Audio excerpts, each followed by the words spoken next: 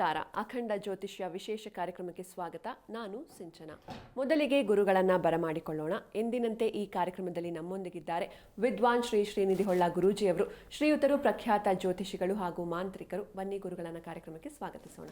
ನಮಸ್ಕಾರ ಗುರೂಜಿ, ಕಾರ್ಯಕ್ರಮಕ್ಕೆ ಸ್ವಾಗತ. ಗುರೂಜಿ, ಇವತ್ತು ನಾವು ಈ ಗ್ರಹಣದ ಬಗ್ಗೆ ಮಾತಾಡ್ತಾ ಇದ್ದೀವಿ. ಮೊದಲಿಗೆ ಕೇತುಗ್ರಸ್ತ ಚಂದ್ರಗ್ರಹಣ ಅಂದರೆ ಏನು ಗುರೂಜಿ? ಕೇತುಗ್ರಸ್ತ ಚಂದ್ರಗ್ರಹಣ ಅಂತ ಹೇಳಿದರೆ, ಚಂದ್ರನು ಕೇತುಗ್ರಹದ ನೆರಳಿನಲ್ಲಿ ಹಾದು ಹೋಗುವಂಥದ್ದು ಈ ಕೇತುಗ್ರಸ್ತ ಚಂದ್ರಗ್ರಹಣ ಅಂತೇಳಿ ಹೇಳ್ತಾರೆ. ಸಾಮಾನ್ಯವಾಗಿ ಇದು ಹುಣ್ಣಿಮೆಯ ದಿನದಂದು ಬರ್ತದೆ. ಭೂಮಿಯ ನೆರಳಿನಿಂದ ಸಂಪೂರ್ಣವಾಗಿ ಆವರಿಸುವಂಥದ್ದು. ಹೇಗೆ ಇದು ಉಂಟಾಗ್ತದೆ ಅನ್ನುವಂಥದ್ದು ಚಿಂತನೆ ಮಾಡುವಾಗ, ಸೂರ್ಯ, ಭೂಮಿ ಮತ್ತು ಚಂದ್ರ ಒಂದೇ ನೇರದಲ್ಲಿ ಬಂದಾಗ ಈ ಗ್ರಹಣ ಅನ್ನುವಂಥದ್ದು ಉಂಟಾಗ್ತದೆ. ಒಂದೇ ಸಾಲಿನಲ್ಲಿ ಬಂದಾಗ ಈ ಗ್ರಹಣ ಅನ್ನುವಂಥದ್ದು ಸಂಭವಿಸ್ತದೆ. ಈ ಕೇತುಗ್ರಸ್ತ ಚಂದ್ರಗ್ರಹಣದಲ್ಲಿ ಭೂಮಿಯ ನೆರಳು ಚಂದ್ರನ ಮೇಲೆ ಬೀಳುವಂಥದ್ದು. ಭೂಮಿಯ ನೆರಳು ಪೂರ ಚಂದ್ರನ ಮೇಲೆ ಬಿದ್ದಾಗ ಇದರಿಂದ ಚಂದ್ರ ಏನಾಗ್ತಾನೆ ಅಂತ ಕೇಳಿದರೆ, ಪೂರ್ಣವಾಗಿರ್ತಕ್ಕಂಥ ಕಪ್ಪು ವರ್ಣಕ್ಕೆ ಹೋಗ್ತಾನೆ. ಇಲ್ಲ ಅಂತ ಹೇಳಿದರೆ ಕೆಂಪು ಬಣ್ಣಕ್ಕೆ ತಿರುಗ್ತಾನೆ. ಬ್ಲಡ್ ಮೂನ್ ಅಂತೇಳಿ ಹೇಳ್ತಾರೆ. ಹಾಗೆ ಇದರಿಂದ ಏನೇನು ವಿಷಯಗಳಾಗ್ತದೆ ಅಂತ ಕೇಳಿದರೆ, ಈ ಹಿಂದಿನ ಕಾಲದಲ್ಲಿ 2023ನೇ ಇಸವಿಯಲ್ಲಿ ಈ ಕೇತುಗ್ರಸ್ತ ಚಂದ್ರಗ್ರಹಣ ಅನ್ನುವಂಥದ್ದು ಬಂದಿತ್ತು. ಆಗ ಏನೇನಾಗಿತ್ತು? 2023ಕ್ಕೆ ನೀರಿಗೆ ಅಭಾವ ಉಂಟಾಗಿತ್ತು. ಹಾಗೆ ನಂತರದಲ್ಲಿ ಈ ಕೇತುವಿನಿಂದ ಉಂಟಾದಂಥದ್ದು ಚಂದ್ರನಿಗೆ ಬಂದಂಥದ್ದಾದ್ದರಿಂದ ಈ ನೀರಿಗೆ ಸಂಬಂಧಿತವಾಗಿರ್ತಕ್ಕಂಥ ಸಮಸ್ಯೆಗಳು ಅಥವಾ ಮನೋವಿಕಾರ ರೋಗಗಳು ಅಥವಾ ಮನಸ್ಸಿಗೆ ಸಂಬಂಧಿತವಾಗಿರ್ತಕ್ಕಂಥ ಸಮಸ್ಯೆಗಳು ಅನ್ನುವಂಥದ್ದೆಲ್ಲ ಬಂದೊಡ್ತು. ಆ ನಂತರದಲ್ಲಿ ಈ ಜಲಪ್ರಳಯಗಳಾಗುವಂಥದ್ದು, ಜಲದಿಂದ ಉಂಟಾಗುವಂಥ ತೊಂದರೆಗಳು. ಜಲ ತುಂಬ ಬಂತು ಅಂತ ಆದರೂ ತೊಂದರೆನೇ, ಇಲ್ಲ ಅಂತಾದ್ರೂ ತೊಂದರೆನೇ. ಆ ಕಾಲಘಟ್ಟದಲ್ಲಿ ಕೇತುಗ್ರಸ್ತ ಚಂದ್ರಗ್ರಹಣದಿಂದ ಏನಾಗ್ತದೆ, ಕೆಲವೊಂದು ಈ ಅರ್ಧ ಕೆಲಸಗಳಾಗುವಂಥದ್ದು. ಯಾವುದಾದ್ರೂ ಇಲ್ಲ ಅಂತ ಹೇಳಿದರೆ ಸರ್ಕಾರ ಅನ್ನುವಂಥದ್ದು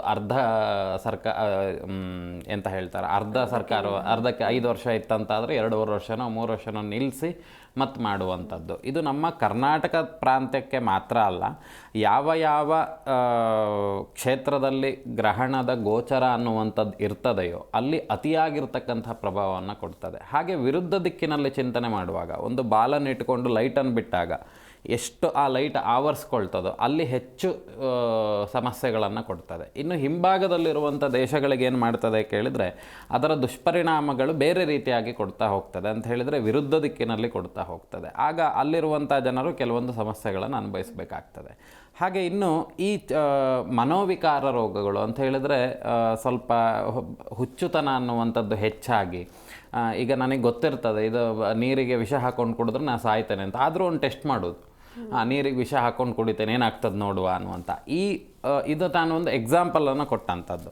ಹಾಗೆ ಆ ಮನೋವಿಕಾರ ರೋಗಗಳಂತ ಹೇಳಿದರೆ ಮನಸ್ಸು ತುಂಬ ವಿಕಾರತ್ವವನ್ನು ತೋರಿಸುವಂಥದ್ದು. ಆಯಾ ದೇಶಗಳಲ್ಲಿ ಆ ಗ್ರಹಣ ಕಾಣುವಂಥ ಸಂದರ್ಭಗಳಲ್ಲಿ ಅಲ್ಲಿ ಕೆಲವು ಜನರು ಮನೋವಿಕಾರದಿಂದ ಕೆಲವೊಂದು ದೇಶಕ್ಕೆ ಹಾನಿ ಮಾಡುವಂಥದ್ದು ಅಥವಾ ಈ ಧರ್ಮಗಳ ಮಧ್ಯೆ ಸಂಘರ್ಷ ಬರುವಂಥದ್ದು, ಇದೆಲ್ಲ ಆಗುವಂಥದ್ದನ್ನು ನಾವು ಗಮನಿಸ್ಬೋದು. ಇನ್ನು ಮುಂದೆ ಸಮೇತ ಈಗ ಮುಂದಿನ 7ನೇ ತಾರೀಕು ಅನ್ನುವಂಥದ್ದು ಗ್ರಹಣ ಅನ್ನುವಂಥದ್ದು ಬರ್ತದೆ. ಆ ಕಾಲದಲ್ಲೂ ಅಷ್ಟೇ ನಾವೀಗ ಏನನ್ನು ಚಿಂತನೆ ಮಾಡ್ಬೋದು ಅಂತ ಕೇಳಿದರೆ, ಅದು ಒಂದು ಪರ್ವಕಾಲ ಅಂತ ಹೇಳಿ ಎಲ್ಲರೂ ಏನು ಮಾಡ್ತಾರೆ, ನಾನು ಗ್ರಹಣ ಕಾಲದಲ್ಲಿ ತಿಂತೇನೆ ಅಥವಾ ಇದು ಮಾಡ್ತೇನೆ ಅಂತ ಹೇಳಿದರೆ ಅದೊಂಥರ ಪರ್ವಕಾಲ ಅಂತ ಹೇಳಿದರೆ ನಮಗದು ಸಿಗುವುದಿಲ್ಲ. ಈಗ 50% ಆಫ್ ಇದ್ದಾಗ ಅಥವಾ ಈ ಸಾಮಾಜಿಕ ಜಾಲತಾಣಗಳಲ್ಲಿ ಈಗ ಮಾರಾಟ ಮಾಡುವಂಥ ಕೆಲವೊಂದು ಅಪ್ಲಿಕೇಶನ್ ಇದ್ದಾವೆ, ಅದರಲ್ಲಿ ನಮಗೆ ಅರ್ಧ ರೇಟಿಗೆ ಸಿಗ್ತದೆ ಅಂತ ಆದರೆ ಫಸ್ಟ್ ನಾವೇನು ಮಾಡ್ತೇವೆ, ಹೋಗಿ ಅದನ್ನು ಖರೀದಿ ಮಾಡ್ತೇವೆ. ಯಾಕೆ ಅಂತ ಕೇಳಿದರೆ ಇನ್ನು ಅರ್ಧ ಹೆಚ್ಚು ಕೊಡಬೇಕಲ್ಲ ಅನ್ನುವಂಥ ದೃಷ್ಟಿಯಿಂದ. ಅದೇ ಕಾಲಘಟ್ಟದಲ್ಲಿ ಅದೇ ಚಿಂತನೆಯ ರೀತಿಯಲ್ಲಿ ನಾವು ಇಲ್ಲಿ ನೋಡುವಾಗ ಏನು ಅಂತ ಕೇಳಿದರೆ, ಇದು ನಮಗೆ ಒಂಥರ ಪ್ಲಸ್ ಪಾಯಿಂಟ್ ಇದ್ದ ಹಾಗೆ. ಮನುಷ್ಯರಿಗೆ ಆ ಒಂದು ಗ್ರಹಣ ಕಾಲ ಅನ್ನುವಂಥದ್ದು ತುಂಬ ಪ್ಲಸ್ ಪಾಯಿಂಟ್. ಇನ್ನೂ ಈಸಿಯಾಗಿ ಅರ್ಥ ಆಗಬೇಕಂತಾದರೆ 10 ಪ್ರದಕ್ಷಿಣೆ ಹಾಕುವಂಥ ದೇವಸ್ಥಾನಗಳಲ್ಲಿ ಯಾವ ಫಲ ಬರ್ತದೆಯೋ ಅದನ್ನು 5 ಪ್ರದಕ್ಷಿಣೆ ಹಾಕಿದರೆ ಬರ್ತದೆ ಅನ್ಬೋದು. ಆ ಕಾಲಗಳಲ್ಲಿ ಏನೇನನ್ನೆಲ್ಲ ಮಾಡ್ಬೋದು ಅಂತ ಕೇಳಿದರೆ, ದೇವತಾ ಆರಾಧನೆಯನ್ನು ಮಾಡ್ಬೋದು. ಆಗೇನಾಗ್ತದೆ, ನಮ್ಮಲ್ಲಿರುವಂಥ ಕಷ್ಟ ಕಾರ್ಪಣ್ಯಗಳು ಅಷ್ಟು ದೂರ ಆಗ್ತದೆ. ಅಷ್ಟು ಅಂತ ಹೇಳಿದರೆ ಆ ಒಂದು ದೃಷ್ಟಿಕೋನದಲ್ಲಿ ಯಾವುದೆಲ್ಲ ಸಮಸ್ಯೆಗಳಾಗಲಿಕ್ಕೆ ಉಂಟೋ ಈ ಸಂದರ್ಭದಲ್ಲಿ ಆ ದೇವತಾ ಕೆಲಸಗಳನ್ನೆಲ್ಲ ಮಾಡಿದರೆ ಏನಾಗ್ತದೆ ಅಂತ ಕೇಳಿದರೆ ಆ ಸಮಸ್ಯೆಗಳು ಕಮ್ಮಿ ಆಗ್ತದೆ ಅಂತ ಹೇಳಿ. ಹಾಗೆ ಇನ್ನೊಂದೇನು ಅಂತ ಕೇಳಿದರೆ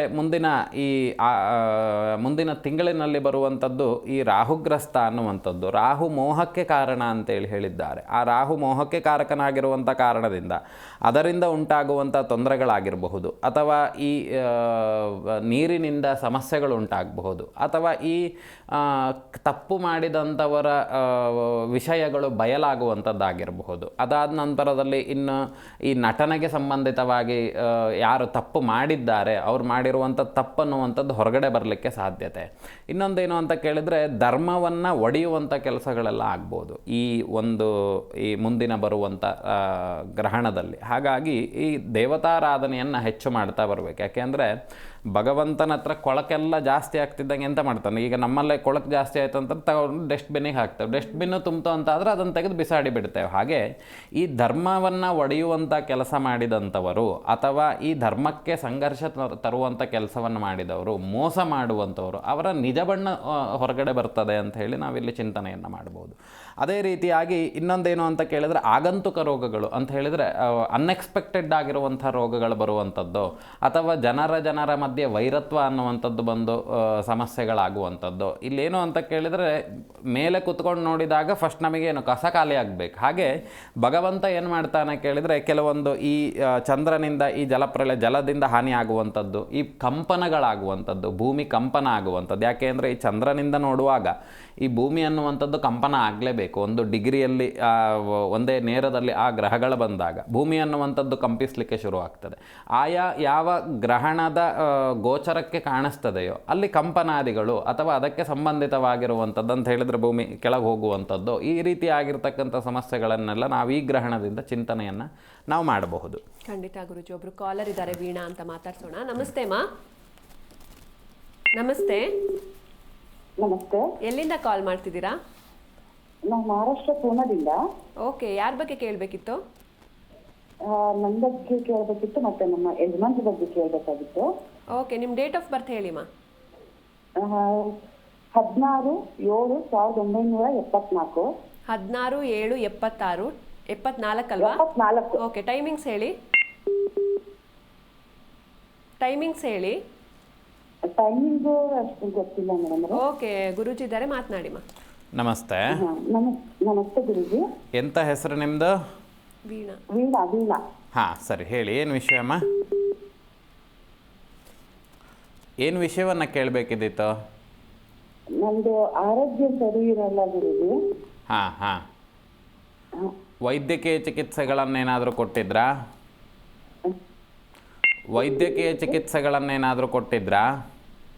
ಹೌದು ಗುರುಜಿ. ಹಾಂ.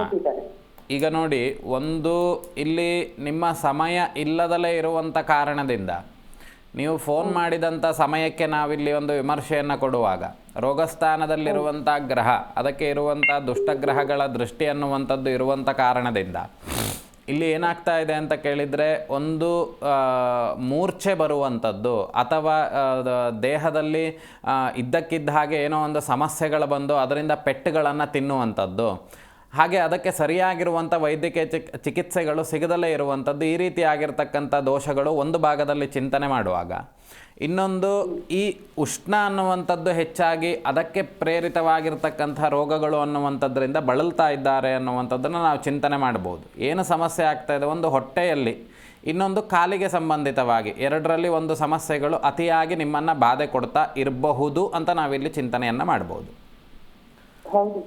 ಹಾಗಾಗಿ ಇಲ್ಲಿ ಇನ್ನೊಂದು ಚಿಂತನೆಯನ್ನು ನೋಡುವಾಗ, ದೇಹದಲ್ಲಿರುವಂತಹ ಕೆಲವೊಂದು ಕಲ್ಮಶಗಳು ಅನ್ನುವಂಥದ್ದು ದೇಹದಲ್ಲಿ ಈಗ ಪ್ರತಿನಿತ್ಯ ಮಾಡುವಂಥ ಕೆಲಸಗಳಿಗೆ ತುಂಬ ಪ್ರತಿಬಂಧಕಗಳನ್ನು ಕೊಡುವಂಥದ್ದು. ಈಗ ಪ್ರತಿನಿತ್ಯ ಹೋಗಿ ಹಾಲು ತೊಗೊಂಬರ್ತೀನಿ ಅಂತಾದರೆ ಹಾಲು ತೊಗೊಂಬರ್ಲಿಕ್ಕೆ ನಿಮಗೆ ಕಷ್ಟ ಆಗುವಂಥದ್ದು, ದೈನಂದಿನ ಕೆಲಸಗಳನ್ನು ಮಾಡಲಿಕ್ಕೆ ಸ್ವಲ್ಪ ಸಮಸ್ಯೆಗಳಾಗ್ತಾ ಇದೆ.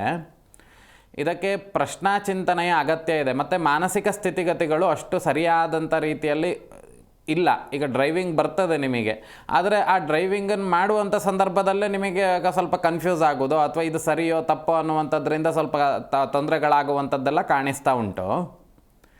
ಸದ್ಯಕ್ಕೆ ಪ್ರತ್ಯಕ್ಷ ಸೂರ್ಯ ನಮಸ್ಕಾರ ಪ್ರತಿನಿತ್ಯ ಮಾಡಿ. ಒಮ್ಮೆ ನೇರವಾಗಿ ಬಂದು ಭೇಟಿ ಮಾಡಿ. ನಿಮ್ಮ ಮಾತು ಸರಿಯಾಗಿ ಸ್ಪಷ್ಟವಾಗಿಲ್ಲ. ಒಳ್ಳೆಯದಾಗಲಿ, ಆಯಿತಾ? ಓಕೆ, ಧನ್ಯವಾದ ವೀಣಾ ಅವರೇ ಕರೆ ಮಾಡಿದ್ದಕ್ಕೆ. ಇನ್ನೊಬ್ರು ಕಾಲರ್ ಇದ್ದಾರೆ ಗುರುಜಿ, ತಿಮ್ಮೇಗೌಡರು ಅಂತ ಮಾತಾಡ್ಸೋಣ. ನಮಸ್ತೆ ಸರ್. ನಮಸ್ತೆ ಮೇಡಮ್. ಎಲ್ಲಿಂದ ಕಾಲ್ ಮಾಡ್ತಿದ್ದೀರಾ? ನಾವು ಬೆಂಗಳೂರಿಂದ ಮೇಡಮ್. ಯಾರ ಬಗ್ಗೆ ಕೇಳಬೇಕಿತ್ತು? ನಮ್ಮ ಬಗ್ಗೆನೇ ಕೇಳಬೇಕು ಮೇಡಮ್. ನಿಮ್ಮ ಡೇಟ್ ಆಫ್ ಬರ್ತ್ ಹೇಳಿ ಸರ್. 25/69. 25/69. ಹೌದು. ಓಕೆ, ಟೈಮಿಂಗ್ಸ್ ಹೇಳಿ. ಬೆಳಗ್ಗೆ 5:53. ಸಂಜೆ 5:53. ಹೌದು. ಓಕೆ, ಗುರೂಜಿ ಇದ್ದಾರೆ, ಮಾತನಾಡಿ ಸರ್. ನಮಸ್ತೆ. ನಮಸ್ತೆ. ನಮಸ್ತೆ, ಹೇಳಿ, ಏನು ವಿಷಯವನ್ನು ಕೇಳಬೇಕಿತ್ತು? ಗುರುಗಳೇ, ನಾನು ಚೆನ್ನಾಗೇ ಇದ್ದೆ. ಒಂದು 10 ವರ್ಷದಿಂದ ಕೆಳಗೆ ಬಿಟ್ಟಿದ್ದೀವಿ.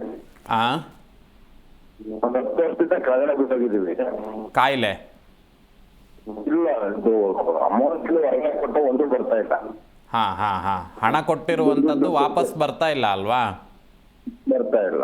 ಹಾಂ ಹಾಂ ಹಾಂ. ಆಮೇಲೆ ದುಡ್ದಿದ್ದು ಸರಿಯಾಗಿ ಕೈಗೆ ಬರ್ತಾ ಇಲ್ಲ. ಹಾಂ ಹಾಂ ಒಂದೆರಡು ಜಾಗ ಸೇರಿಕ್ಕಿದ್ರೆ ಅವು ಆಯ್ತಾ ಇಲ್ಲ. ಹಾಂ ಹಾಂ ಹಾಂ ಹಾಂ ಹಾಂ ಹಾಂ. ಎಲ್ಲಾ ದೇವಸ್ಥಾನಕ್ಕೆ ಹೋಗಿ ಬಂದು ಅರ್ಕೆ ಕಟ್ಕೊಂಡು ಏನೂ ಆಯ್ತಾ ಇಲ್ಲ. ಒಂದೊಂದು ಕಡೆ ಒಂದೊಂದು ಹೇಳ್ತಾರೆ, ಏನು ಅಂತ. ಇಲ್ಲಿ ನೋಡಿ, ಒಂದು ಈ ಸಮಸ್ಯೆ ಅನ್ನುವಂಥದ್ದು ಶುರುವಾಗಿದ್ದು ಎಲ್ಲಿಂದ ಅಂತ ನೋಡುವಾಗ, ಒಂದು ಸ್ತ್ರೀ ನಿಮ್ಮ ಈ ದೋಷಗಳಿಗೆ ಕಾರಣ ಅನ್ನುವಂಥದ್ದು ಸ್ತ್ರೀ ಸಂಬಂಧಿತವಾಗಿರ್ತಕ್ಕಂಥ ಸಮಸ್ಯೆಗಳು, ಅಥವಾ ಈ ಸ್ತ್ರೀಯಿಂದ ಉಂಟಾದಂಥ ಶಾಪಕೋಪಗಳು ಅನ್ನುವಂಥದ್ದು. ಯಾಕೆ ಅಂತ ಕೇಳಿದರೆ, ಇಲ್ಲಿ ಕುಟುಂಬಕ್ಕಾಗಿರಬಹುದು ಅಥವಾ ನಿಮ್ಮ ವಿಚಾರದಲ್ಲಾಗಿರಬಹುದು. ಸ್ತ್ರೀಯರಿಗೆ ಅವಮಾನ ಮಾಡಿದಂಥದ್ದೋ, ಅಥವಾ ಅವರಿಂದ ಶಾಪ ಕೊಡಲ್ಪಟ್ಟಂಥದ್ದೋ, ಅಥವಾ ಅವರ ಮಾನಸಿಕ ಸ್ಥಿತಿಗತಿಗಳಿಗೆ ಬೇಜಾರು ಮಾಡಿ ಅದರಿಂದ ಉಂಟಾದಂಥ ಸಮಸ್ಯೆಗಳನ್ನೇ ನಾವಿಲ್ಲಿ ಚಿಂತನೆ ಮಾಡಬೇಕು. ಯಾಕೆ ಅಂತ ಕೇಳಿದರೆ, ಒಂದು ಈ 2021 ಈ ಭಾಗದಲ್ಲಿ, ಹಲೋ, ಈಗ 2021 ಈ ಭಾಗದಲ್ಲಿ ಕೆಲವೊಂದೆಲ್ಲ ಸಮಸ್ಯೆಗಳು ಅನ್ನುವಂಥದ್ದು ಶುರು ಆಯಿತು. ಸಣ್ಣ ಮಟ್ಟದಲ್ಲಿ ಶುರು ಆಯಿತು. ಅಲ್ಲಿಂದ ಶುರುವಾದಂಥದ್ದು ಇವತ್ತಿನ ತನಕನೂ ಸಮೇತ ನಿಲ್ಲಿಲ್ಲ ಅದು. ಮತ್ತು ಇನ್ನೊಂದೇನು ಅಂತ ಕೇಳಿದರೆ, ಹಣದ ವಿಚಾರಗಳಲ್ಲಿ ನೀವು ಕೊಡುವಂಥ ವ್ಯಕ್ತಿಗಳನ್ನು ನೀವು ತುಂಬ ಪರಿಶೀಲನೆ ಮಾಡಿದಾಗ ಅವರಿಗೆ ವಾಪಸ್ ನಿಮಗೆ ತಿರುಗಿಸುವಂಥ ಆ ಯೋಗ್ಯತೆಗಳಿಲ್ಲ ಅಂತಾದರೂ ನೀವು ಅವ್ರಿಗೆ ಕೊಟ್ಟಿರುವಂಥದ್ದು, ಅಥವಾ ಅದಕ್ಕೆ ಯಾವುದೇ ರೀತಿ ನಂಬಿಕೆ ಇಲ್ದಲೇ ಕೊಟ್ಟಿರುವಂಥ ಲಕ್ಷಣಗಳು ಒಂದು ಭಾಗದಲ್ಲಿ ಗೋಚರಕ್ಕೆ ಬರ್ತಾ ಉಂಟು. ಯಾಕೆ ಈ ರೀತಿ ಆಗ್ತಾ ಇದೆ ಅಂತ ಕೇಳಿದರೆ, ಸ್ವಲ್ಪ ಈ ಆಭಿಚಾರ ಕ್ರಿಯೆಗಳು ಅಂತ ಹೇಳಿದರೆ, ಸ್ವಲ್ಪ ಹಣದ ವಿಚಾರಗಳಲ್ಲಿ ಏನಾಗಿದೆ, ಈಗ ನಿಮಗೆ ಕೆಟ್ಟದಾಗತ್ತೋ ಬಿಡುತ್ತೋ ಗೊತ್ತಿಲ್ಲ. ಈಗ ನನಗೆ ದುಡ್ಡು ಬೇಕು ಅಂತಾದರೆ, ಹಾಂ ಗೌಡ್ರ ಹತ್ರ ಹೋಗುವ ದುಡ್ಡು ಕೇಳುವ ಅಂತ ಆಗ್ತದೆ. ಕೊಡೋದಿಲ್ಲ ಅಂತಾದಾಗ ಯಾರ ಹತ್ರನೋ ಹೋಗೋದು, ಹಾಂ ಗೌಡ್ರು ಹೇಳಿದ ತಕ್ಷಣ ನಂಗೆ ದುಡ್ಡು ಕೊಡಬೇಕನ್ನುವಂಥ ಮಾನಸಿಕ ಸ್ಥಿತಿಗತಿಗಳನ್ನು ಇಟ್ಟುಕೊಂಡು ಅದಕ್ಕೆ ಬೇಕಾಗಿರುವಂಥ ಪ್ರಯೋಗಾದಿಗಳನ್ನು ಮಾಡಿ ಅದರಿಂದ ಸ್ವಲ್ಪ ಹಣವನ್ನು ಕಳ್ಕೊಂಡಿರುವಂಥ ಲಕ್ಷಣಗಳು ಸ್ಪಷ್ಟವಾಗಿ ಗೊತ್ತಾಗ್ತಾ ಇದೆ. ಹಾಗಾಗಿ ನೀವು ಅದನ್ನು ಸರಿ ಮಾಡ್ಕೊಳ್ಳೋದಲ್ಲ ಏನೂ ಉಪಯೋಗ ಇಲ್ಲ. ಈಗ ಒಬ್ಬ ಭಿಕ್ಷುಕ ಬಂದ್ಬಿಟ್ಟು ನಿಮ್ಮ ಹತ್ರ 1 ಲಕ್ಷ ಸಾಲ ಕೇಳ್ತಾನೆ ಅಂದರೆ ಯಾವ ಗ್ಯಾರಂಟಿ ಮೇಲೆ ಕೊಡ್ತೀರಿ? ಆದರೆ ನೀವೇನ ಮಾಡ್ತೀರಿ, ಯಾರೇ ಬಂದು ಕೇಳಿದ್ರು ಕೊಡುವಂಥ ಮಾನಸಿಕ ಸ್ಥಿತಿಗತಿಗಳು ನಿಮಗೆ ಬಂದು ಬಿಡ್ತದೆ. ಆ ರೀತಿ ಸ್ವಲ್ಪ ಕೆಟ್ಟ ಕೆಲಸಗಳೆಲ್ಲ ಆಗಿರುವಂಥ ಲಕ್ಷಣಗಳಿದೆ. ಮತ್ತು ಈ ಗುಪ್ತವಾಗಿರ್ತಕ್ಕಂಥ ಸಮಸ್ಯೆಗಳು, ಯಾಕೆ ಈಗ ಕೈ ನೋವು ಕಾಲು ನೋವು ಬಂತು ಅಂತಾದರೆ ಡೈರೆಕ್ಟಾಗಿ ಹೇಳಿಬಿಡ್ಬೋದು, ಇಲ್ಲಪ್ಪ ಹಿಂಗೆ ಆಗ್ತಾ ಇದೆ, ನಮಗೆ ಕೈ ನೋವಿದೆ ಕಾಲು ನೋವಿದೆ, ಇದಕ್ಕೇನು ಔಷಧಿ ಮಾಡ್ಬೋದು ಅಂತ. ಎಲ್ಲರ ಮುಂದೆ ಹೇಳಲಿಕ್ಕೆ ಸಾಧ್ಯತೆ ಇಲ್ಲದಲೇ ಇರುವಂಥ ಗುಪ್ತ ರೋಗಗಳು ಅಥವಾ ಗುಪ್ತ ರೋಗಕ್ಕೆ ಸಂಬಂಧಿತವಾಗಿರ್ತಕ್ಕಂಥ ಆರೋಗ್ಯ ಸಮಸ್ಯೆಗಳು ಅನ್ನುವಂಥದ್ದು ಹೆಚ್ಚಾಗಿ ಗೋಚರಕ್ಕೆ ಬರ್ತಾ ಇದೆ. ಇದಕ್ಕೆ ಸ್ವಲ್ಪ ಕುಟುಂಬದ ಕುಲದೇವತಾರಾಧನೆಯನ್ನು ನೋಡುವಾಗ ಅದರ ಆರಾಧನೆ ಅನ್ನುವಂಥದ್ದು ಎಂಥದ್ದು ಇಲ್ಲ. ಏನಾಗಿದೆ ಅಂತ ಕೇಳಿದರೆ, ಬೇಕಾಗಿರುವಂಥದ್ದು ಬಿಟ್ಟು ಬ್ಯಾಡದಿರೋದು ಎಲ್ಲ ಮಾಡಿದ್ದೀರಿ ಅಂತ ಹೇಳಬೇಕಿಲ್ಲಿ. ಆಯಿತಾ? ಜಾತಕಕ್ಕೆ ಬೇಕಾಗಿರುವಂಥ ಯಾವ ಔಷಧಿ ಕೊಡಬೇಕೋ ಆ ಔಷಧಿಯನ್ನು ಕೊಡ್ದಲೇ ಬೇರೆ ಎಲ್ಲ ಔಷಧಿಗಳನ್ನು ಕೊಟ್ಟಿದ್ದೀರಿ ಅಂತ ಹೇಳಬೇಕಿಲ್ಲಿ. ಆಯಿತಾ? ಹಾಗಾಗಿ ಸದ್ಯದ ಪರಿಸ್ಥಿತಿಗೆ ಸ್ವಲ್ಪ ಕಾರ್ತ್ಯವೀರ್ಯಾರ್ಜುನ ಅನ್ನುವಂಥ ಒಂದು ದೇವರು ಬರುತ್ತೆ, ಅದನ್ನು ಆರಾಧನೆ ಮಾಡಿ ನಂತರದಲ್ಲಿ ನೇರವಾಗಿ ಭೇಟಿ ಮಾಡಿ. ಓಕೆ, ಧನ್ಯವಾದ ಕರೆ ಮಾಡಿದ್ದಕ್ಕೆ. ಎಸ್ ಗುರೂಜಿ, ಇನ್ನೂ ಒಬ್ರು ಕಾಲರ್ ಇದ್ದಾರೆ, ಮಾತಾಡ್ಸೋಣ. ನಮಸ್ತೆ. ನಮಸ್ತೆ ಸರ್. ನಮಸ್ತೆ ಮೇಡಮ್. ನಿಮ್ಮ ಹೆಸರು? ಮಾತಂಬಡಿಂದ, ಮಾದೇಶ್ವರ ಬೆಟ್ಟದಿಂದ. ಓಕೆ, ಯಾರ ಬಗ್ಗೆ ಕೇಳಬೇಕಿತ್ತು? ನನ್ನ ಬಗ್ಗೆ ಕೇಳ್ಬೇಕಾಯ್ತು ಮೇಡಮ್. ನಿಮ್ಮ ಡೇಟ್ ಆಫ್ ಬರ್ತ್ ಹೇಳಿ ಸರ್. ಡೇಟ್ ಆಫ್ ಬರ್ತ್ ಇಲ್ಲ ಮೇಡಮ್. ಓಕೆ, ಗುರೂಜಿ ಇದ್ದಾರೆ, ಮಾತನಾಡಿ. ನಮಸ್ತೆ, ಹೇಳಿ. ನಮ್ಮ ಬಗ್ಗೆ ಕೇಳ್ಬೇಕಾಗಿತ್ತು ಗುರುಜಿ. ಏನು ವಿಷಯವನ್ನು ಕೇಳಬೇಕಿತ್ತು? ಆರೋಗ್ಯ ಬಗ್ಗೆ ಸಮಸ್ಯೆ ಆಯ್ತು, ದುಡ್ಡು ತುಂಬ ಸಮಸ್ಯೆ ಆಯ್ತು ಗುರುಗಳೇ. ಆರೋಗ್ಯ ವಿಚಾರದಲ್ಲಿ, ದುಡ್ಡು ಕಾಸಿನ ವಿಚಾರದಲ್ಲಿ ಸಮಸ್ಯೆ ಆಗ್ತಾ ಉಂಟು. ಏನು ಕೆಲಸ ಮಾಡೋದು ನೀವು? ನಾವೊಂದು ಅಂಗಡಿ ಇಟ್ಕೊಂಡೆ ಗುರುಗಳೇ ಪುಟ್ಟದಾಗಿ. ಹಾಂ ಹಾಂ. ಇಲ್ಲಿ ನೋಡಿ, ನಿಮಗೆ ಏನು ಆರೋಗ್ಯದಲ್ಲಿ ಸಮಸ್ಯೆ ಆಗ್ತಿರುವಂಥದ್ದು ಏನಾಗ್ತಾ ಇದೆ ಅಂತ ಕೇಳಿದರೆ, ಅತಿಯಾಗಿ ಗಡಿಬಿಡಿ ಮಾಡುವಂಥದ್ದು, ಅಥವಾ ಹಣದ ವಿಚಾರಗಳಲ್ಲಿ ಆಸೆ ಪಟ್ಟು ತುಂಬ ವರ್ಷದಿಂದ ಕೂಡಿಟ್ಟು ಅದನ್ನು ಒಂದೇ ಸಲ ಯಾರ್ದೋ ಬಾಯಿಗೆ ತೊಗೊಂಡೋಗಿ ಸುರಿಯೋದು, ಅದರಿಂದ ಒಂದು ಕಾಫಿಯೂ ಕುಡಿಲಿಲ್ಲ ಅಥವಾ ಒಂದು ಬಟ್ಟೆಯೂ ತೊಗೊಳ್ಳಿಲ್ಲ, ಆ ರೀತಿ ಕಷ್ಟಪಟ್ಟು ದುಡಿತೀರಿ, ಇಲ್ಲ ಅಂತ ನಾ ಹೇಳ್ತಾ ಇಲ್ಲ. ಇಲ್ಲಿ ಹಣವೂ ಬರ್ತಾ ಇದೆ ಅಂತ ಹೇಳಿದರೆ, ಈಗ ಊಟ ತಿಂಡಿಗೆಲ್ಲ ಏನು ಸಮಸ್ಯೆ ಇಲ್ಲ, ಈ ರೀತಿ ಎಲ್ಲ ಉಂಟು. ಆದರೆ ಏನಾಗ್ತಾ ಇದೆ ಅಂತ ಕೇಳಿದರೆ, ಎಷ್ಟೋ ವರ್ಷದಿಂದ ಸ್ವಲ್ಪ ಚೀಟಿನೋ ಅಥವಾ ಇನ್ನೊಂದು ಕಡೆ ಎಲ್ಲೋ ಸಾಸಿವೆ ಡಬ್ಬದಲ್ಲಿ ಕೂಡಿಟ್ಟಿದ್ದೋ, ಕಾಣಿಕೆ ಹುಂಡಿಲ್ದು ಮನೇಲಿ ಕೂಡಿಟ್ಟಿದ್ದೋ, ಈ ಥರ ಎಲ್ಲ ಕೂಡಿ ಇಟ್ಟು ಆ ಹಣವನ್ನು ತೊಗೊಂಡೋಗಿ ಯಾರ್ದೋ ಬಾಯಿಗೆ ಸುರಿದ್ಬಿಟ್ಟಿರುವಂಥ ಲಕ್ಷಣಗಳೆಲ್ಲ ಕಾಣಿಸ್ತಾ ಇದೆ ಇಲ್ಲಿ. ಹೌದು ಗುರುಗಳೇ. ಹೀಗಾಗಿ ಸದ್ಯಕ್ಕೆ ಈ ನಿಮ್ಮ ಗ್ರಹಚಾರ ಸ್ಥಿತಿಗತಿಗಳು ಅನ್ನುವಂಥದ್ದು ಅಷ್ಟು ಸ್ಪಷ್ಟವಾಗಿಲ್ಲ, ಅಷ್ಟು ಚಂದ ರೀತಿಯಲ್ಲಿ ಇಲ್ಲ. ಸ್ವಲ್ಪ ದೇವತಾರಾಧನೆ ಅನ್ನುವಂಥದ್ದು ಬೇಕು. ವಿಶೇಷವಾಗಿ ಈ ಲಕ್ಷ್ಮಿಯನ್ನು ಆರಾಧನೆ ಮಾಡುವಂಥದ್ದು, ಕಮಲದ ಹೂವಿನಿಂದ ಲಕ್ಷ್ಮಿಗೆ ಅರ್ಚನೆ ಮಾಡುವಂಥದ್ದು, ಈ ಥರದ್ರಿಂದ ಎಲ್ಲ ಸ್ವಲ್ಪ ಅನುಕೂಲತೆಗಳಾಗ್ತದೆ. ಸ್ವಲ್ಪ ಯೋಚನೆ ಮಾಡಿ ಖರ್ಚು ಮಾಡುವಂಥದ್ದು ಬೇಕಾಗ್ತದೆ. ಯಾಕೆ ಅಂದರೆ ನೀವು ಫೋನ್ ಮಾಡಿದಂಥ ಸಮಯಕ್ಕೇನು ಮಾಡ್ತದೆ ಅಂತ ಕೇಳಿದರೆ, ನಿಮ್ಮ ಮನಸ್ಸಿಗೆ ಬರೀ ಒಂದೇ ಸಲ ನಾನು ಮೇಲೆ ಬಂದುಬಿಡ್ಬೇಕನ್ನುವಂಥ ಮನಸ್ಥಿತಿ ಇಟ್ಕೊಂಡು ಮುಂದೆ ಹೋಗಿ ದುಡ್ಡು ಕಳ್ಕೊಂಡಂಥ ಲಕ್ಷಣಗಳೇ ಕಾಣಿಸ್ತಾ ಉಂಟು. ಹಾಗಾಗಿ ಸದ್ಯಕ್ಕೆ ನಿಮ್ಮ ಕುಲದೇವತಾರಾಧನೆಯನ್ನು ಮಾಡಿ, ಸ್ವಲ್ಪ ಮಹಾಲಕ್ಷ್ಮಿಗೆ ಪ್ರತಿ ಶುಕ್ರವಾರದಂದು ಉಪವಾಸ ಇದ್ದು ರಾಹುಕಾಲ ಪೂಜೆಯನ್ನು ಮಾಡಿ, ಅನುಕೂಲ ಆಗ್ತಾ ಬರ್ತದೆ. ಸಾಧ್ಯತೆ ಇತ್ತು ಅಂತಾದರೆ ನೇರವಾಗಿ ಭೇಟಿ ಮಾಡಿ ಪೂರ್ಣ ವಿಚಾರಗಳನ್ನು ಹೇಳ್ತೇನೆ. ಒಳ್ಳೆಯದಾಗಲಿ. ಓಕೆ, ಧನ್ಯವಾದ ಸರ್ ಕರೆ ಮಾಡಿದ್ದಕ್ಕೆ. ಎಸ್ ಗುರೂಜಿ, ಇನ್ನು ಈ ಚಂದ್ರಗ್ರಹಣ ನಮ್ಮ ರಾಶಿ ಮೇಲೆ ಯಾವ ರೀತಿ ಪ್ರಭಾವ ಬೀರುತ್ತೆ ಅಂತ ಹೇಳಿದರೆ, ಈಗ ಒಂದು ಆಯಾಮದಲ್ಲಿ ಈ ಸುತ್ತುತ್ತಿರಬೇಕಾದ್ರೆ, ಈಗ ನಾ ಮನೆಗೆ ಹೋಗ್ತೇನೆ, ಮನೆಯಿಂದ ಇಲ್ಲಿಗೆ ಬರ್ತೇನೆ ಅಂತ ಆದರೆ ನಂದೊಂದು ರೂಟ್ ಇರ್ತದೆ, ಆ ರೂಟ್ ಬಿಟ್ಟು ನಾನು ಬೇರೆ ಹೋಗೋದಿಲ್ಲ ಅಂಥೇಳಿ ಒಂದು ಸುಮ್ಮನೆ ಯೋಚನೆಗೋಸ್ಕರ ಹೇಳಿದ್ದು. ಆ ಹೋಗುವಂಥ ರಸ್ತೆಯಲ್ಲಿ ಯಾವ ರಾಶಿಯಿಂದ ಪ್ರಾರಂಭ ಆಗಿ ಯಾವ ರಾಶಿಗೆ ಅಂತ್ಯ ಆಗ್ತದೆಯೋ ಆ ಮಧ್ಯದಲ್ಲಿರುವಂಥ ರಾಶಿಗಳಾಗಿರಬಹುದು, ಅಥವಾ ಆ ಪ್ರಾರಂಭ ರಾಶಿ ಆಗಿರಬಹುದು, ಅಥವಾ ಕೊನೆಯ ರಾಶಿ ಆಗಿರಬಹುದು, ಆ ರಾಶಿಗಳಿಗೆ ಏನು ಮಾಡ್ತದೆ ಕೇಳಿದರೆ ದುಷ್ಪರಿಣಾಮವನ್ನು ಬೀರ್ತಾ ಹೋಗ್ತದೆ. ಯಾವ ರೀತಿ ಅಂತ ಕೇಳಿದರೆ, ಅವರಿಗೆ ಈಗ ಒಬ್ಬ ಡಾಕ್ಟ್ರು ಏನು ಮಾಡ್ತಾನೆ ಅಂತ ಕೇಳಿದರೆ, ಅವನಿಗೆ ಅವರು ಮಾಡುವಂಥ ಕೆಲಸ ಏನು, ಆಪರೇಷನ್ ಮಾಡುವಂಥದ್ದು, ವೈದ್ಯಕೀಯ ಚಿಕಿತ್ಸೆಗಳನ್ನು ಕೊಡುವಂಥದ್ದು. ಆದರೆ ಅವರಿಗೇನಾಗ್ತದೆ, ಮನೋವಿಕಾರ ಅನ್ನುವಂಥದ್ದು ಬರ್ಬೋದು, ಅಥವಾ ಈ ಔಷಧಗಳನ್ನು ಕೊಡುವಂಥ ವಿಚಾರಗಳಲ್ಲೇ ಗೊತ್ತಿದ್ದರೂ ವ್ಯತ್ಯಾಸಗಳನ್ನು ಮಾಡುವಂಥದ್ದಾಗಿರಬಹುದು. ಅಥವಾ ಈಗ ಡ್ರೈವಿಂಗ್ ಗೊತ್ತಿರ್ತದೆ, ಡ್ರೈವಿಂಗ್ ಗೊತ್ತಿದ್ದರೂ ಸಮೇತ ಏನು ಮಾಡ್ತದೆ, ಬೇಕಂತಲೇ ಹೋಗ್ಬಿಟ್ಟು ಗುದ್ದುವಂಥ ಮಾನಸಿಕ ಆ ಸಂದರ್ಭದಲ್ಲಿ ಅವ್ರಿಗೇನೋ ಬೇರೆ ಯೋಚನೆಗಳ ಬಂದು ಒಟ್ಟು ಅಪಘಾತ ಆಗುವಂಥದ್ದಾಗಿರಬಹುದು. ಅಥವಾ ಈ ದೇಹಕ್ಕೆ ಮಾರಕವಾಗಿರ್ತಕ್ಕಂಥ ವಸ್ತುಗಳನ್ನು ನಾವೇ ಹೆಚ್ಚಾಗಿ ಸೇವನೆ ಮಾಡುವಂಥದ್ದಾಗಿರ್ಬೋದು, ವ್ಯಸನಗಳಿಗೆ ಹೋಗುವಂಥದ್ದಾಗಿರಬಹುದು. ಈ ರೀತಿಯಾಗಿರ್ತ ಆಗಂತುಕ ರೋಗಗಳು ಅನ್ಎಕ್ಸ್ಪೆಕ್ಟೆಡ್ ಆಗಿ ಬಂದು ತೊಂದರೆ ಕೊಟ್ಟು ಹೋಗಿಬಿಡುವಂಥ ತೊಂದರೆಗಳನ್ನೆಲ್ಲ ನಾವಿಲ್ಲಿ ಚಂದ್ರಗ್ರಹ ಈ ಗ್ರಹಣ ಸಂದರ್ಭಗಳಲ್ಲಿ ಆ ದೋಷ ಇರುವಂಥ ನಕ್ಷತ್ರಗಳಿಂದ ನಾವು ವಿಮರ್ಶೆ ಮಾಡಬಹುದು.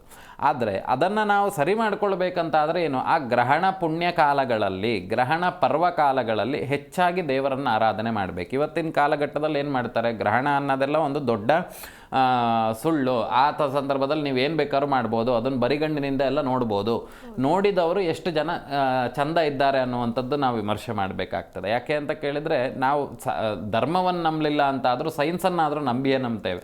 ಆ ಸೈನ್ಸ್ನಲ್ಲಿ ಹೇಳಿರ್ತದೆ ಈ ರೀತಿ ಬರಿಗಣ್ಣಿನಿಂದ ನೋಡಬಾರ್ದು. ಯಾಕೆ ನೋಡಬಾರ್ದು ಅಂದರೆ, ಆ ಗ್ರಹಣದ ಒಂದು ಛಾಯೆ ಅನ್ನುವಂಥದ್ದು ಏನಿರ್ತದೆ, ಅರ್ಥಾತ್ ಆ ನೆರಳು ಅನ್ನುವಂಥದ್ದು ಏನಿರ್ತದೆ, ಅಥವಾ ಅದರಿಂದ ಹೊರಹೊಮ್ಮುವಂಥ ಕಿರಣಗಳು ಏನಿರ್ತದೆ, ಅದರಿಂದ ಉಂಟಾಗುವಂಥ ಕೆಲವೊಂದು ರೇಡಿಯಸ್ಗಳು ನಮ್ಮ ದೇಹಕ್ಕೆ ತಡ್ಕೊಳ್ಳಿಕ್ಕೆ ಸಾಧ್ಯತೆ ಇಲ್ಲ. ಆ ಸಂದರ್ಭದಲ್ಲಿ ನಾವೇನು ಮಾಡಬೇಕು, ಹಿಂದಿನ ಕಾಲದಲ್ಲೆಲ್ಲ ಮನೆಯಿಂದ ಹೊರಗಡೆ ಹೋಗ್ಲಿಕ್ಕೆ ಬಿಡ್ತಾ ಇರಲಿಲ್ಲ.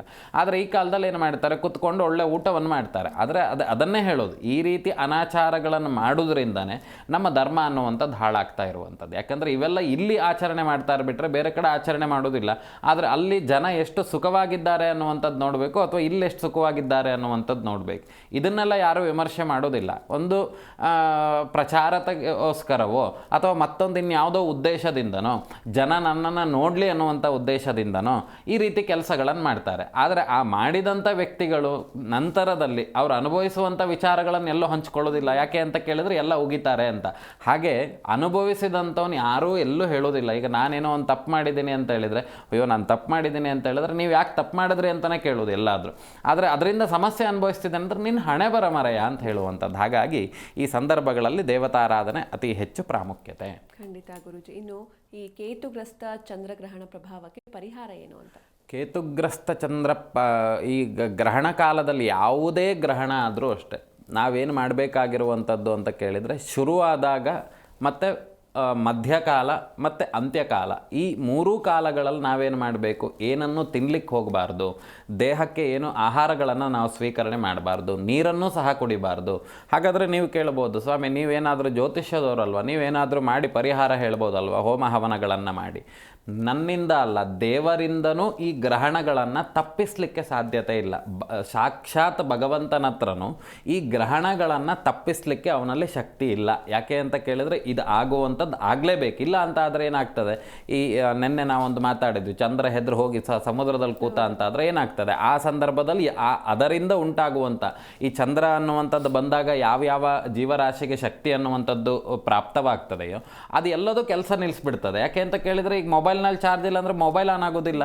ಹಾಗೆ ಆ ಗ್ರಹಣ ಅನ್ನುವಂಥದ್ದು ನಿಲ್ಲಕ್ಕೆ ಸಾಧ್ಯವೇ ಇಲ್ಲ, ಯಾರ ಕೈಲೂ ಸಾಧ್ಯತೆ ಇಲ್ಲ. ನಾವೇನು ಮಾಡ್ಬೋದು, ಗ್ರಹಣ ಅಂತಲ್ಲ, ಯಾವುದೇ ಧರ್ಮ ಸಂಬಂಧಿತವಾಗಿಯೋ ಅಥವಾ ಈ ಗ್ರಹಗಳ ದೋಷ ಅನ್ನುವಂಥದ್ದಿದೆಯೋ ಅದು ಯಾರ ಕೈಲೂ ತಪ್ಪಿಸ್ಲಿಕ್ಕೆ ಸಾಧ್ಯತೆ ಇಲ್ಲ.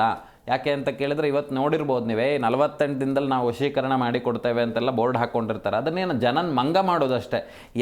ಯಾರನ್ನಾರು ಒಂದಿಷ್ಟು ಜನನ ಕರೆದು ಇಂಟರ್ವ್ಯೂ ಮಾಡಬೇಕು, ಅವ್ರ ಹತ್ರ ಹೋದಂಥವ್ರು ಎಷ್ಟು ಜನ ನಿಮಗೆ 48 ದಿನದಲ್ಲಿ ಆಗಿದೆ ಅಂತೇಳಿ. ಅದನ್ನು ಯಾರೂ ಹೇಳೋದಿಲ್ಲ. ಅವ್ರು ಹೇಳೋದೇನು, ನಾವು ಹೀಗೆ ಮಾಡಿ ಕೊಡ್ತೇವೆ ಇಷ್ಟು ದಿನದಲ್ಲಿ. ಹಾಗಾದರೆ ದೇವ್ರು ಎಂತಕ್ಕೆ ಅಂತೇಳಿ. ಹಾಗಾಗಿ ಇದು ಆಗುವಂಥದ್ದು ಪ್ರಾಕೃತಿಕವಾಗಿರ್ತಕ್ಕಂಥದ್ದು. ಮನುಷ್ಯ ಭೂಮಿ ಮೇಲೆ ಬಂದ ಅಂತಾದರೆ ಅವ್ನ ಕೆಲಸ ಮುಗಿಸಿ ಹೊರಡ್ತಾ ಇರಬೇಕು. ಅದು ಬಿಟ್ಬಿಟ್ಟು ಆ ಸೃಷ್ಟಿಯನ್ನು ನಾವು ಪ್ರಶ್ನೆ ಮಾಡುವಂಥದ್ದಲ್ಲ. ಅದು ಆಗುವಂಥದ್ದು ಆಗೇ ಆಗ್ತದೆ. ನಾನಲ್ಲ, ನನ್ನ ಜನ್ಮ 7 ಜನ್ಮ ಇಲ್ಲಿ ಬಂದ್ರೂ ಆ ಸೃಷ್ಟಿ ಅನ್ನುವಂಥದ್ದು ಏನಿದೆ ಅದ್ರ ಕೆಲಸ ಅನ್ನುವಂಥದ್ದು ಅದು ಮಾಡ್ತಿರ್ತದೆ. ಅದರಿಂದ ನಾವು ಪುಣ್ಯ ಫಲಗಳನ್ನು ಹೇಗೆ ಸಂಪಾದನೆ ಮಾಡಬೇಕು ಅನ್ನುವಂಥದ್ದು ನಮ್ಮ ಲಾಭಾಂಶವನ್ನು ನೋಡಬೇಕೇ ಹೊರತು ಅದನ್ನು ಪ್ರಶ್ನೆ ಮಾಡೋದು ಅಥವಾ ವಿರುದ್ಧ ದಿಕ್ಕಿನಲ್ಲಿ ಹೋದಾಗ ಏನಾಗ್ತದೆ, ನಮಗೆ ತೊಂದರೆಗಳು ಬರ್ತದೆ. ಈ ರಾಂಗ್ ವೇನಲ್ಲಿ ಹೋದ್ರೆ ಅಂತಾದರೆ ಏನು ಮಾಡ್ತಾರೆ, ಪೊಲೀಸ್ನವ್ರು ಕರೆದು ಫೈನ್ ಹಾಕ್ತಾರೆ. ಹಾಗೆಯೇ ಯಾವುದು ವಿರೋಧ ಕೆಲಸಗಳನ್ನು ಮಾಡ್ತದೆಯೋ ಅದಕ್ಕೆ ದಂಡನಾಯಕನಾಗಿರುವಂಥವರು. ಈಗ ಟ್ರಾಫಿಕ್ಕಿಗೆಲ್ಲ ಪೊಲೀಸ್ ಹಿಡಿತಾರೆ. ಧರ್ಮ ವಿಚಾರಗಳಲ್ಲಿ ತಪ್ಪು ಮಾಡಿದರೆ ದೇವರು ಪೆಟ್ಟು ಕೊಡ್ತಾನೆ. ನಮ್ಮ ಕೆಲಸಗಳಲ್ಲಿ ತಪ್ಪು ಮಾಡಿದಾಗ ಆಯಾಯ ವಿಚಾರಗಳದ ದಂಡನಾಯಕರು ನಮಗೇನು ಮಾಡ್ತಾರೆ, ಪಾಪ ತೊಂದರೆಯನ್ನು ಕೊಡ್ತಾರೆ. ಖಂಡಿತ ಗುರುಜಿ. ಇನ್ನು ವಿಶೇಷವಾಗಿ ಗರ್ಭಿಣಿಯರು ಗ್ರಹಣ ಕಾಲದಲ್ಲಿ ಯಾವ ರೀತಿ ಎಚ್ಚರಿಕೆ ವಹಿಸಬೇಕು ಅಂತ? ಗರ್ಭಿಣಿಯರು ವಿಶೇಷವಾಗಿ ಏನು ಅಂತ ಕೇಳಿದರೆ, ಆ ಒಂದು ನೆರಳು, ಈಗೇನು ಅಂದರೆ ಗ್ರಹಣ ನಮಗೆ ಹೇಗೆ ಗೊತ್ತಾಗ್ತದೆ ಅಂತ ಕೇಳಿದರೆ, ನೋಡಿದಾಗ ಆ ದೃಷ್ಟಿಯಲ್ಲಿರುವಾಗ ಒಂದೊಂದು ಗ್ರಹಣ, ಆ ಛಾಯೆ ಅನ್ನುವಂಥದ್ದು ಒಂದು ಗ್ರಹದ ಮೇಲೆ ಬಿದ್ದಾಗ ಅದರಿಂದ ಹೊರಹೊಮ್ಮುವಂಥ ಯಾವುದೇ ಪಂಚಭೂತಗಳಿಂದ ಆಗಿರುವಂಥ ಪಂಚಭೂತ ಅಲ್ಲ, ಸೂರ್ಯ ಅಥವಾ ಚಂದ್ರನಿಂದ ಹೊರಹೊಮ್ಮುವಂಥ ಯಾವುದೇ ಶಕ್ತಿಗಳು ಸಮೇತ ಆ ದೇಹದ ಮೇಲೆ ಪರಿಣಾಮವನ್ನು ಬೀರಬಾರ್ದು. ಅವರು ಮನೆಯಿಂದ ಹೊರಗಡೆ ಹೋಗಬಾರ್ದು. ಆದಷ್ಟು ಅವತ್ತು ಒಂದು ದಿನ ಮನೆಯಲ್ಲಿರುವಂಥದ್ದು ಮ್ಯಾಕ್ಸಿಮಮ್ ಅಂದರೆ ಒಂದು 3 ಗಂಟೆ ಅಥವಾ 4 ಗಂಟೆ ಆ ಸಂದರ್ಭದಲ್ಲಿ ಅವರು ರೆಸ್ಟ್ ಮಾಡುವಂಥದ್ದು ಮಾಡಿರ್ಬೋದು. ಯಾಕೆ ಅಂತ ಕೇಳಿದರೆ, ವಿಶೇಷವಾಗಿರ್ತಕ್ಕಂಥ ಪ್ರಾಶಸ್ತ್ಯವನ್ನು ಕೊಟ್ಟಿದ್ದಾರೆ. ಒಂದು ರೋಗಿಗಳಿಗೆ, ಇನ್ನೊಂದು ಗರ್ಭಿಣಿಯರಿಗೆ, ಇನ್ನು ಮತ್ತೊಂದು ತುಂಬ ವಯೋವೃದ್ಧರಿಗೆ, ಇಷ್ಟು ಮತ್ತು ಬೆಡ್ ರಿಟರ್ನ್ ಆದವರಿಗೆ, ಔಷಧಿಗಳನ್ನು ತಗೊಳ್ಳೋರಿಗೆ, ಇವರಿಗೆಲ್ಲ ಏನೂ ಸಮಸ್ಯೆ ಇಲ್ಲ. ಅವ್ರ ಪಾಡಿಗೆ ಅವ್ರ ಕೆಲಸಗಳನ್ನು ಮಾಡ್ಬೋದು. ವಿಶೇಷವಾಗಿ ಗರ್ಭಿಣಿಯರಿಗೆ ಏನು ಹೇಳಿದ್ದಾರೆ ಅಂತ ಕೇಳಿದರೆ, ಅವರು ಹೆಚ್ಚು ದೇವತಾ ಕೆಲಸಗಳನ್ನು ಯಾವುದೂ ಮಾಡಲಿಕ್ಕಾಗೋದಿಲ್ಲ.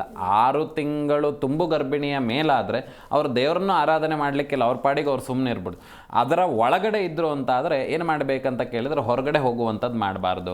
ಹಾಗೆ ಮತ್ತು ಕೆಟ್ಟ ಯೋಚನೆಗಳನ್ನು ಮಾಡಬಾರ್ದು. ಆ ಕಾಲಗಳಲ್ಲಿ ದೇವತಾ ಸ್ಮರಣೆಗಳನ್ನು ಮಾಡಬೇಕು. ಯಾಕೆ ಅಂತ ಕೇಳಿದರೆ, ಹುಟ್ಟುವಂಥ ಮಗುವಿಗೆ ವಿಶೇಷವಾಗಿರ್ತಕ್ಕಂಥ ಚೈತನ್ಯ ಅನ್ನುವಂಥದ್ದು ಬರ್ತದೆ. ಹಾಗಾಗಿ ಆ ಗರ್ಭಿಣಿಯರು ಏನು ಮಾಡಬೇಕು ಅಂತ ಕೇಳಿದರೆ, ಹೆಚ್ಚು ಆ ದೇವತಾರಾಧನೆಯನ್ನು ಮಾಡುವಂಥದ್ದು ಅಥವಾ ಪುರಾಣ ಪ್ರಸಿದ್ಧವಾಗಿರ್ತಕ್ಕಂಥ ಸತ್ಯಕಥೆಗಳನ್ನು ಕೇಳಬೇಕು. ಯಾವುದೋ ಸುಮ್ಮನೆ ಸುಳ್ಳೋ ಅಥವಾ ಯಾವುದೋ ಒಂದು ಪ್ರೀತಿ ಪ್ರೇಮದ್ದೋ ಮತ್ತೊಂದು ನಮ್ಮ ಮನೋರಂಜನೆಗಾಗಿ ಸಿಗುವಂಥ ಕೆಲಸಗಳನ್ನು ಮಾಡಬಾರ್ದು. ಪುಣ್ಯ ಕೆಲಸಗಳನ್ನು ಮಾಡಬೇಕೇನು. ಪುಣ್ಯ ಕೆಲಸ ಅಂತ ಕೇಳಿದರೆ, ಒಬ್ಬರಿಗೆ ದಾನವನ್ನು ಮಾಡುವಂಥದ್ದು ಅಥವಾ ಮತ್ತೊಬ್ಬರಿಗೆ ಈ ದೇವತಾ ಕಥೆಗಳನ್ನು ಓದುವಂಥದ್ದು, ಇದು ಒಂದು ಮಜಲಿನಲ್ಲಿ ಇದಿಷ್ಟು ಕೆಲಸಗಳನ್ನು ಗರ್ಭಿಣಿಯರು ಮಾಡ್ಬೋದು.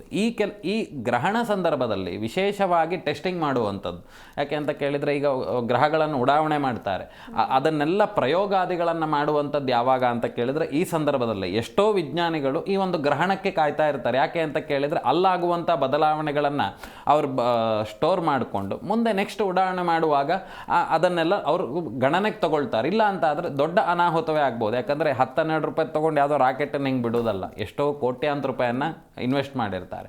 ಹಾಗಾಗಿ ಈ ಸಂದರ್ಭಗಳಲ್ಲಿ ಏನು ಅಂತ ಯಾಕೆ ಆ ವಿಚಾರವನ್ನು ಹೇಳಿದೆ ಅಂತ ಕೇಳಿದರೆ, ಒಂದು ಪ್ರಯೋಗವನ್ನು ಮಾಡುವಂಥದ್ದು, ಈ ಕಾಲದಲ್ಲಿ ಮಾಡುವಂಥ ಏನು ಕೆಲಸ ಅನ್ನುವಂಥದ್ದು ನಾವು ಪ್ರಾರಂಭ ಮಾಡ್ತೇವೆ, ಇದು ಪುಣ್ಯಕಾಲ ಅಂತ. ಪರ್ವಕಾಲ ಪುಣ್ಯಕಾಲ ಎಲ್ಲ ಒಂದೇನೆ ಅಂತ ಹೇಳಿದರೆ ಇದು ನಮಗೆ ಒಂಥರ 50% ಆಫ್ ಇದ್ದಂಗೆ. ಹಾಗಾಗಿ ಹೆಚ್ಚು ದೇವತಾ ಕೆಲಸಗಳನ್ನು ಮಾಡಿದಷ್ಟು ನಾವೇನು ಮಾಡ್ತೇವೆ, ಸುಖಗಳನ್ನು ಅನುಭವಿಸ್ತೇವೆ. ಯಾಕೆಂದರೆ ಮನುಷ್ಯ ಮೊದಲು ಹುಟ್ಟಿದಾಗ ಐಸ್ ಕ್ರೀಮಿಗೆ ಆಸೆ ಪಟ್ಟವನು, ನಂತರದಲ್ಲಿ ನಾನು ಸಂಸಾರವನ್ನು ಹೆಂಗೆ ತೂಗಲಿ ಅಂತ ನೋಡ್ತಾನೆ. ಕೊನೆಯಲ್ಲಿ ನಂಗೆ ಯಾವುದು ಬೇಡ, ನನಗೆ ಮೋಕ್ಷ ಸಿಕ್ಕರೆ ಸಾಕು ಅಂತಾನೆ. ಕೊನೆಯಲ್ಲಿ ಬರುವಂಥದ್ದೇನು, ನನಗೆ ಮೋಕ್ಷ ಸಾಕು, ದೇವರ ಭಗವಂತನ ಚಿಂತನೆ. ಅದನ್ನೇ ನಾನು ಹೇಳೋದು, ನಿಮಗೆ ಕೊನೆ ಟೈಮಲ್ಲಿ ಆಗಬೇಕಾಗಿದೆ ಅಂತಲ್ಲ. ನೀವು ಹುಟ್ಟಿನಿಂದ ಸಾಯುವ ತನಕ ಧರ್ಮದಿಂದ ಇರಿ. ಸುಖಸ್ಯ ಮೂಲಂ ಧರ್ಮ ಅಂತೇಳಿ, ನೀವು ಸುಖವಾಗಿರಬೇಕಾ, ಧರ್ಮವಾಗಿರಿ. ಆ ರೀತಿ ಇದ್ದರೆ ನಮಗೆ ಅನುಕೂಲತೆಗಳಾಗ್ತದೆ. ಖಂಡಿತ ಗುರುಜಿ. ಇನ್ನು ಈ ರಾಹುಗ್ರಸ್ತ ಚಂದ್ರಗ್ರಹಣ ಅಂದರೆ ಏನು ಅಂತ? ರಾಹುಗ್ರಸ್ತ ಚಂದ್ರಗ್ರಹಣದಲ್ಲಿ ಈ ರಾಹು ಮತ್ತು ಈ ಚಂದ್ರ, ರಾಹುವಿಗೂ ಮತ್ತು ಚಂದ್ರನ ಮಧ್ಯದಲ್ಲಿ ಭೂಮಿ, ಈ ಗ್ರಹಣಗಳು ಬರುವಂಥದ್ದು ಏನಾಗ್ತದೆ, ಒಂದರ ಮೇಲೆ ಬೀಳುವಂಥ ನೆರಳು ಅನ್ನುವಂಥದ್ದು ಈ ಗ್ರಹಣಕ್ಕೆ ಕಾರಣವಾಗ್ತದೆ. ಈ ಸಂದರ್ಭಗಳಲ್ಲಿ ಸ್ಪರ್ಶ ಆಗುವಂತಹ ಕಾಲ ಮತ್ತು ಮೋಕ್ಷ ಕಾಲ, ಆ ಮಧ್ಯಕಾಲ ಅನ್ನುವಂಥದ್ದು. ಅಂತ ಹೇಳಿದರೆ ಗ್ರಹಣ ಹಿಡಿಯುವಂಥ ಕಾಲ. ಈ ಒಂದು ನೆರಳಿನಲ್ಲಿ ಹೋಗಬೇಕಾದ್ರೆ ಈ ನೆರಳು ಇಲ್ಲಿಗೆ ಬೀಳಬೇಕು ಅಂತ ಕೇಳಿದರೆ ಇಲ್ಲಿ ಸ್ಪರ್ಶ ಆಗುವಂಥ ಕಾಲ, ಇದು ಮಧ್ಯಕಾಲ. ಮೋಕ್ಷ ಕಾಲ ಅಂತ ಹೇಳಿದರೆ ಸ್ಟಾರ್ಟ್ ಆಗುವಂಥದ್ದು, ಮಧ್ಯೆ ಇರುವಂಥದ್ದು, ಕೊನೆ ಆಗುವಂಥದ್ದು. ಇದೊಂದು 3 ಗಂಟೆಗಳ ಕಾಲ ಇರ್ತದೆ ಮಧ್ಯರಾತ್ರಿಯಲ್ಲಿ, ಹುಣ್ಣಿಮೆಯ ದಿನ. ಆ ಸಂದರ್ಭಗಳಲ್ಲಿ ಬೇರೆ ಕೆಲಸಗಳನ್ನೆಲ್ಲ ಮಾಡಬಾರ್ದು. ಈಗಿನ ಕಾಲದಲ್ಲಿ ಯಾರು ಮಲಗಬೇಡಿ ಅಂತ ಹೇಳಿದ್ರೆ ನನ್ನನ್ನೇ ಇನ್ನೊಂದು ದೃಷ್ಟಿಕೋನದಲ್ಲಿ ನೋಡಿ ನನ್ನನ್ನು ಅವಹೇಳನ ಮಾಡುವಂಥದ್ದು ಮಾಡ್ತಾರೆ. ಏನೂ ಸಮಸ್ಯೆ ಇಲ್ಲ. ಆದರೆ ಸತ್ಯ ವಿಷಯವನ್ನು ನಾವು ತಿಳಿದಲೆ ಹೆಚ್ಚು ಇವತ್ತೇನು ಮಾಡ್ತಾ ಇದ್ದಾರೆ, ಪ್ರಚಾರ ಪ್ರಿಯದಿಂದ ಅದನ್ನು ಬೇರೆ ದೃಷ್ಟಿಕೋನದಲ್ಲೇ ತೋರಿಸ್ತಾ ಇದ್ದಾರೆ. ಸತ್ಯ ವಿಷಯವನ್ನು ನಾವು ಮರಿತಾ ಇದ್ದೇವೆ. ಹಾಗಾಗಿ ಈ ಒಂದು 7 ಸೆಪ್ಟೆಂಬರ್ 25ನೇ ಭಾನುವಾರ ಭಾದ್ರಪದ ಶುಕ್ಲ ಪಕ್ಷದ ಪೂರ್ಣಿಮೆಯ ದಿನದಂದು ಬರುವಂತಹ ರಾಹುಗ್ರಸ್ತ ಚಂದ್ರಗ್ರಹಣ ಆಚರಣೆ ಇರುವಂಥದ್ದು. ಇದು ಬರುವಂಥದ್ದು ಎಷ್ಟು ಗಂಟೆ ಕಾಲ? 3 ಗಂಟೆ 31 ನಿಮಿಷ. ಆ ಗ್ರಹ ಅನ್ನುವಂಥದ್ದು ಹೀಗೆ ಸುತ್ತುತ್ತಾ ಇರ್ತದೆ, ಒಂದು ಗೋಲಾಕಾರದಲ್ಲಿ ಸುತ್ತುತ್ತದೆ, ಕೆಲವೊಂದು ಬೇರೆ ಇದರಲ್ಲಿ ಸುತ್ತುತ್ತದೆ, ಕೆಲವೊಂದು ಗ್ರಹಗಳು ನಿಧಾನ ಹೋಗ್ತದೆ, ಕೆಲವೊಂದು ಗ್ರಹಗಳು ಫಾಸ್ಟ್ ಹೋಗ್ತದೆ. ಆ ಭೂಮಿಯಿಂದ ಈ ಪಾಸಾಗುವಂಥ ಟೈಮ್ ಏನಿದೆ ಅದು 3 ಗಂಟೆ ಕಾಲ.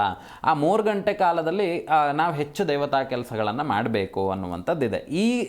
ಈ ವಿಚಾರಗಳಿಂದ, ಈ ಗ್ರಹಣದಿಂದ ಏನೇನಾಗ್ಬೋದು ಅಂತ ಕೇಳಿದರೆ, ಕಳಂಕಗಳು ಬರಬಹುದು ಅಥವಾ ಮಾಡಿದಂಥ ಪಾಪಕರ್ಮಗಳು. ಯಾಕೆ ಅಂತ ಕೇಳಿದರೆ ಇಲ್ಲಿ ರಾಹು ಅನ್ನುವಂಥವನನ್ನು ನೋಡಿದಾಗ ಈ ದೇಶಕ್ಕೆ ಚಿಂತನೆ ಮಾಡಬೇಕಾಗ್ತದೆ. ದೇಶಕ್ಕೆ ಈ ಪ್ರಕೃತಿಯಿಂದ ಉಂಟಾಗುವಂಥ ವಿಕೋಪಗಳು ಬರುವಂಥ ಲಕ್ಷಣಗಳಿದೆ. ಅದು ಇನ್ನೊಂದು ದಿನ ಚಿಂತನೆಯನ್ನು ಮಾಡುವ.